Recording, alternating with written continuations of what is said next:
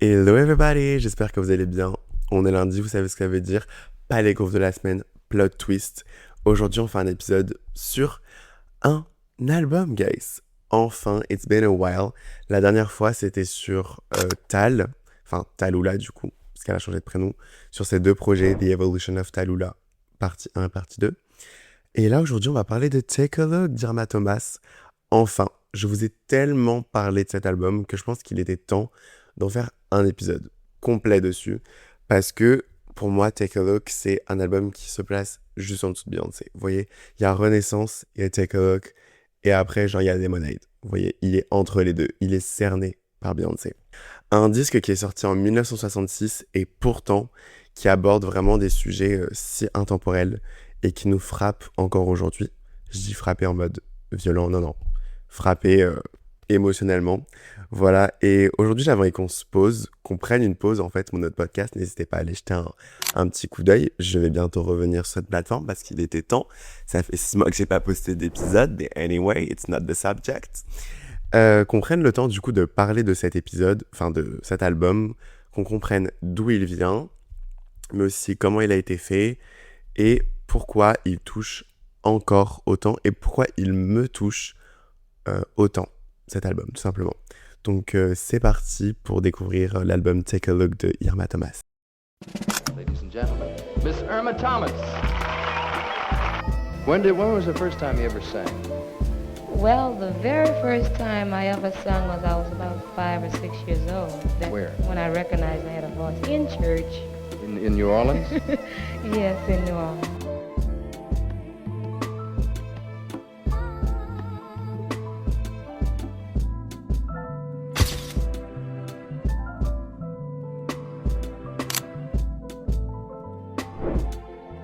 Déjà, il faut commencer par savoir qui est Irma Thomas. Irma Thomas, c'est la queen de la soul de la Nouvelle-Orléans, ou comme on l'appelait, The Soul Queen of New Orleans. En 1966, quand elle sort Take a Look, elle n'a pas du tout ce statut. C'est vraiment avec les années, avec les Grammy qu'elle a collectionné, elle a gagné un Grammy, mais bref, en 2007, et qu'elle deviendra du coup The Queen of Soul of New Orleans.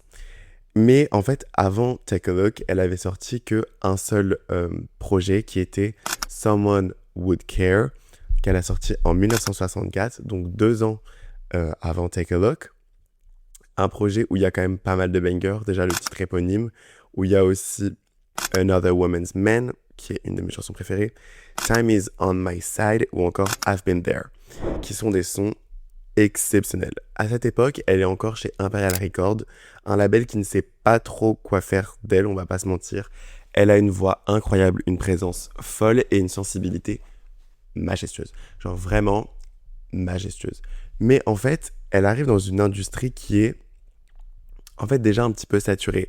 On a déjà Aretha Franklin qui est genre à son prime en fait, ou encore Etta James qui perce tout simplement à cette époque. Et elle, en fait, Irma Thomas, elle entre pas vraiment dans des cases. Elle est un peu partout. Elle est trop douce pour être une diva, trop vraie, en fait, pour être une chanteuse pop, et trop indépendante pour être façonnée et contrôlée par un label, en fait. Donc, on est en mode, qu'est-ce qu'on fait d'elle? Qu'est-ce qu'on va foutre de Irma Thomas, en fait? Donc, en 1965, elle décide d'enregistrer Take a Look, a.k.a. le meilleur album de tous les temps. Non, c'est pas vrai. Et en 1966, du coup, elle le sort. Un peu dans l'ombre, sans grande promo, son label, ils étaient pas en mode on va faire un max de promo. Genre à la Aretha Franklin, pas du tout. Parce que elle était vraiment surnommée la Aretha Franklin qui n'a pas percé. S'il vous plaît. S'il vous plaît, donnez-lui ses fleurs. Et pourtant, quand tu l'écoutes aujourd'hui, l'album, tu te dis, mais comment cet album n'a pas explosé? Enfin, moi, je me dis ça. Je me dis, comment cet album, il n'a pas explosé? 12 sons avec une durée qui sont genre... Une durée parfaite, en fait, pour chaque son. On a des sons qui n'ont pas dépassé les 3 minutes et qui, aujourd'hui, seraient genre des bops. Selon moi. Peut-être pas pour tout le monde. Mais en fait, c'est des bops. J'en ai rien à faire, c'est des bops.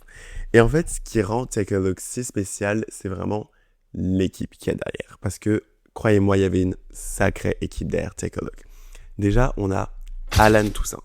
Pour ceux qui ne savent pas qui est Alan Toussaint, moi non plus je ne savais pas qui était Alan Toussaint, et ben en fait c'est un des plus grands compositeurs et producteurs de la Nouvelle-Orléans. Il a coécrit Pain in My Heart d'Otis Redding, ou encore collaboré avec Etta James pour le titre Changes. Et c'est lui qui a coécrit le titre éponyme Take a Look, et Toussaint, et en fait il a cette manière de produire qui laisse un peu la voix respirer. Il surcharge pas les prods, il laisse l'émotion passer, transpirer. Il va vraiment genre faire en sorte que on se concentre plus sur l'émotion et sur la voix que genre sur entre guillemets genre la production en elle-même. Genre en fait, il veut vraiment que le message soit passé avant même de, je sais pas comment dire, mais il veut que le message soit capté d'abord et après on est en mode OK, let's go. You know? Et ensuite, il y a Van McCoy qui, lui, écrira plus tard The Hustle. Je crois que ça se prononce comme ça. Anyway. Qui, lui, vraiment va apporter plus cette sensibilité pop, plus orchestrée, plus cinématographique, un peu plus l'effet wow à l'album. Et Alan Toussaint, du coup, plus l'effet intimiste. Vous voyez? L'album, c'est vraiment un mélange de plusieurs genres. On va avoir de la soul, du R&B, et beaucoup d'influences de la Nouvelle-Orléans, c'est-à-dire du jazz, du funk et du groove en fait. Parce que la Nouvelle-Orléans, c'est du groove en fait, guys. Et c'est un album qui va pas chercher à première vue à impressionner, ou il va surtout chercher à dire quelque chose, à faire transparaître quelque chose, et c'est pour ça qu'on va se pencher maintenant sur quelques morceaux qui sont par ailleurs mes morceaux préférés de l'album. Au moins, vous allez voir. N'hésitez pas à écouter le projet en entier car vous devez découvrir cet album. Voilà. Avant qu'on rentre plus en détail dans les morceaux. Et commençons par le titre Take a Look. Le titre éponyme en fait, qui a été coécrit par Alan Toussaint. C'est le morceau qui va ouvrir l'album. Et franchement, il te met directement dans l'ambiance en fait. You know, t'es en mode, dès les premières secondes, tu sens déjà que c'est pas un titre habituel. You know, t'es en mode, c'est pas de la soul spectacle. Tu vois, c'est de la soul, genre conversation, discussion. T'es en mode, OK, this is not normal, you know. La prod, elle est... En fait, c'est un petit groove, mais qui avance progressivement, qui avance doucement, qui t'entraîne petit à petit, et surtout, qui laisse beaucoup d'espace à la voix. Surtout quand elle dit « Take a look at me, take a look at me ». Génial. Génial. Irma, elle chante comme si elle parlait à quelqu'un qui était genre en face d'elle, you know.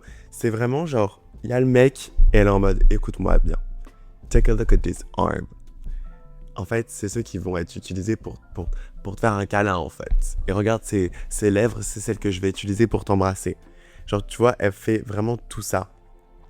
Et en fait, ce que j'adore dans cette chanson, c'est que il n'y a pas de cri, il n'y a pas genre de démonstration.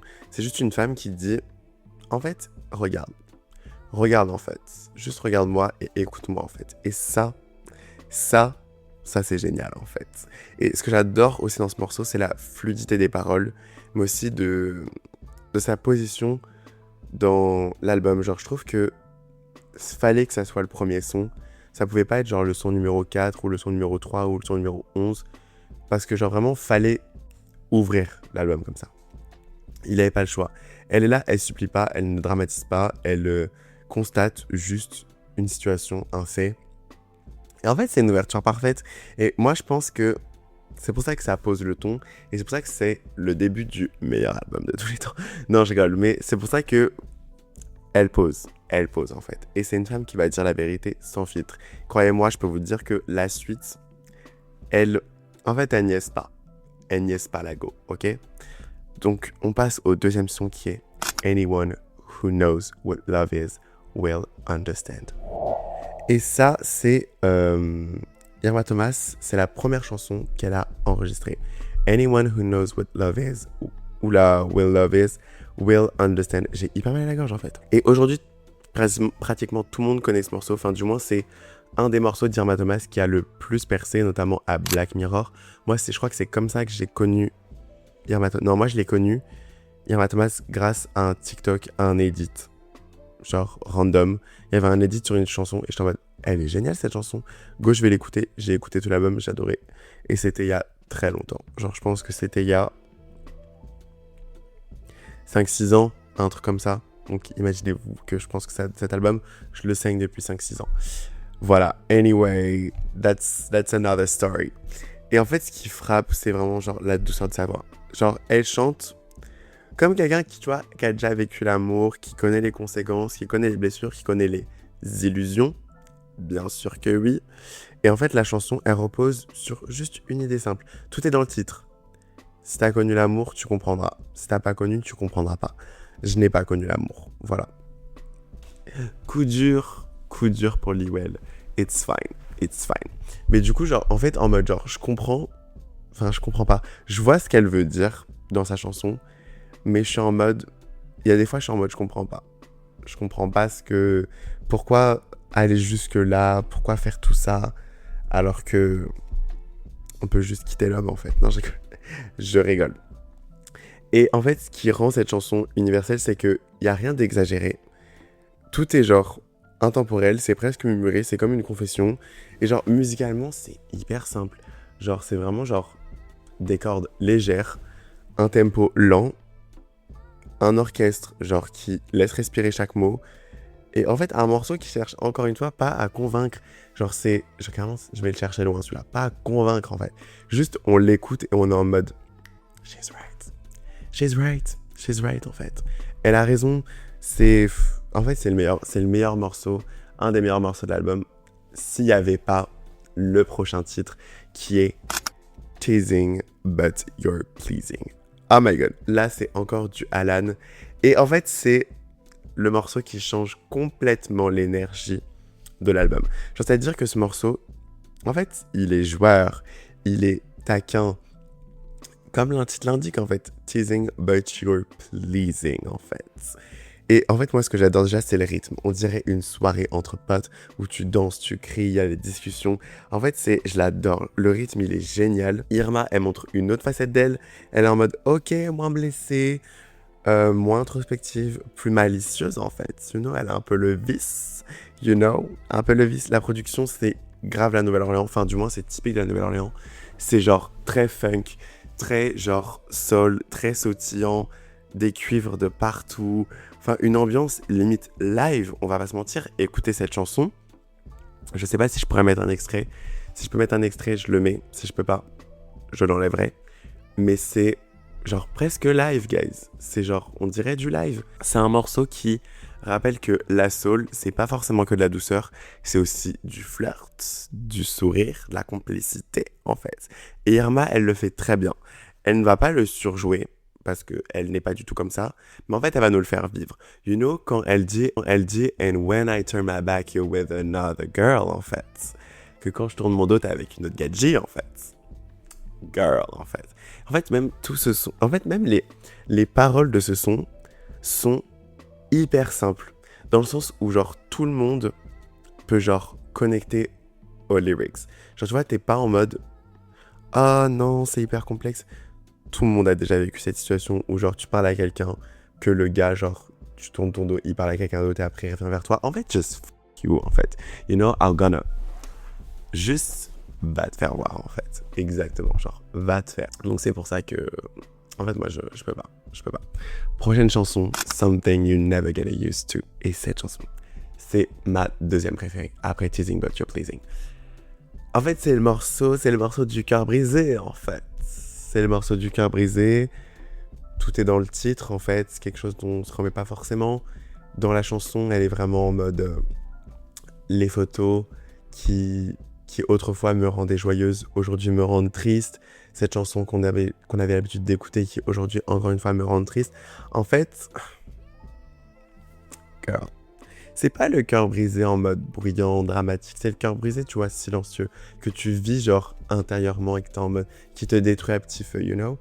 La chanson, elle parle de ces choses qu'en fait, qu'on n'arrive jamais vraiment à accepter. On est en mode, oui, on les accepte, mais on les accepte pas. La voix d'Irma, elle est, genre, incroyable, encore une fois, dans cette chanson. Elle tremble légèrement, mais elle reste quand même solide, tu vois. Genre, elle sait ce qu'elle dit. Tu vois, genre, elle est comme ça, mais I know what I'm saying. Elle chante comme quelqu'un qui a déjà essayé de tourner la page, mais qui ne sait pas. Qui n'y arrive pas. Qui ne sait pas ce que la page d'après va lui réserver. Du coup, elle est en mode, j'arrive pas. Genre, je suis encore trop attachée à ce qui se passait, à ce qu'on a vécu en fait. Et j'aime trop. La prod, elle est genre plus orchestrée, presque cinématographique, encore une fois. On sent les influences de la soul et la sensibilité de la Nouvelle-Orléans, c'est-à-dire beaucoup plus en mode plus Tintin. Genre vraiment la prod c'est Tintin, something you never get used to. Tintin. Genre tu vois, c'est rythmé mais pas trop rythmé. Enfin, j'essaie de mettre un extrait encore une fois. Et ce qui rend ce morceau genre fou, c'est qu'il te prend pas par surprise, you know. Tout est dans le titre, tu sais à quoi t'attendre. Et puis genre, ouais, c'est encore une confession. Et à la base, dites-vous que c'était vraiment pas une de mes préférées, c'était vraiment celle que je skippais tout le temps. Et un jour, je l'ai réécoutée parce que, bien sûr, j'ai eu un moment compliqué dans ma life. Donc, comme tout le monde, en général, on écoute des albums ou des projets qui vont résonner avec nous à certains moments de notre vie. Et pourquoi, par exemple, je sais pas, votre album préféré c'est Sour et tout d'un coup c'est Guts, je ne sais pas, ou son dernier album d'Olivia Rodrigo bien sûr. C'est parce que vous traversez des choses qui vont influencer vos écoutes. À ce moment-là, ça a influencé mon écoute. Parce que dites-vous que mes chansons préférées étaient celles que je détestais le plus avant et inversement, celles que je déteste le plus, juste où j'aime un peu moins, c'est Is My Guy et Wait. Mais Wait, depuis le début, je l'aimais pas. Donc, it's fine. Même si c'est un os qui... Enfin, je l'aimais pas. Je l'aime bien, mais juste elle me saoule au bout d'un moment. Anyway, mais du coup, à force de l'écouter, en fait, cette chanson a switch. Et enfin, dernière chanson, parce que il faut en parler. Baby Don't Look Down, en fait. Baby Don't Look Down, c'est probablement le morceau le plus sous-estimé de cet album. Quand je vous dis que c'est le plus sous-estimé, c'est parce que ce morceau, en fait, c'est le bijou caché de l'album. Déjà, il a pas la notoriété des autres. C'est-à-dire que les autres, on les connaît, genre Teasing But You're Pleasing, je crois qu'il a déjà utilisé dans des films. Anyone, nanana, le plus connu. Mais lui, Baby Don't Look Down, vu qu'il est un peu vers milieu fin, si je me trompe pas, je vais vérifier parce que j'ai pas envie de vous dire des bêtises. Baby Don't Look Down est 10e. Donc c'est ce que j'avais raison. Il est 10e. Et souvent, on ne va pas au 10e son. Moi, j'y vais, la plupart des gens n'y vont pas, alors que l'album genre, dure vraiment genre 30 minutes. But it's fine. Et en fait, c'est une chanson d'encouragement, en fait. Mais pas dans le sens tout va bien. C'est plutôt, tiens bon, baisse pas les yeux, ne te laisse pas abattre, you know, en mode vraiment d'encouragement. La rythmique, elle est plus rapide, presque pop soul. Les arrangements sont plus genre éclairés, plus lumineux. On voit le bout du tunnel, vous voyez, genre. Et vraiment, genre, ce que j'adore, c'est genre, en fait, l'énergie, le son, il est boosté. Et il donne le boost en fait. Irma, elle va encore une fois pas crier, elle va motiver, elle va rassurer. Et puis en fait, c'est un morceau qui donne envie genre de foncer en fait. De foncer tête haute. Tu vois, genre t'es en mode oh baby don't look down, no, don't look down. J'essaie de mettre un extrait encore une fois. Genre c'est vraiment, il est fou. Genre, mais vraiment quand je vous dis que genre, il est fou ce son, c'est que il est fou. Maintenant, on va passer aux raisons de pourquoi j'aime tant cet album en fait. Déjà la voix. Irma Thomas, elle a une voix qui, je trouve, est pas comme celle des autres. Genre, tu vois, c'est pas la voix de Beyoncé, c'est pas la voix d'Aretha Franklin, c'est la voix d'Irma Thomas. Et elle cherche pas à impressionner, elle cherche pas genre à nous convaincre. En fait, elle cherche juste genre à raconter quelque chose, raconter son histoire et à le partager aux autres et en mode à nous montrer que en fait c'est universel, c'est intemporel. On vit tous ça. On a tous déjà vécu le When I Turn My Back with Another Girl, en fait. On a déjà vécu le It's Starting to Get to Me Now. On a déjà vécu l'amour. Bon, peut-être pas tout le monde, mais à un moment dans notre vie, on va tous le vivre. Et en fait, je trouve ça fou parce que, genre, elle dit des vérités qui vont vraiment, genre, toucher tout le monde et qui permettent de s'identifier. Et quand un album arrive à nous faire... En fait, quand on arrive à s'identifier à un album, c'est fou, on a tout gagné. Ensuite, l'honnêteté émotionnelle de cet album. Parce qu'en fait, c'est fou. Cet album, c'est une conversation. C'est pas genre un show, c'est pas une performance comme ça peut être par exemple pour Renaissance. C'est pas genre quelque chose qui est là pour, comment dire, réclamer quelque chose. Par exemple comme Cowboy Carter ou genre d'autres albums. C'est vraiment genre un album qui est en mode Girl, here I am en fait. je suis là, on va discuter. En fait, t'as l'impression qu'elle te parle, qu'elle te confie quelque chose.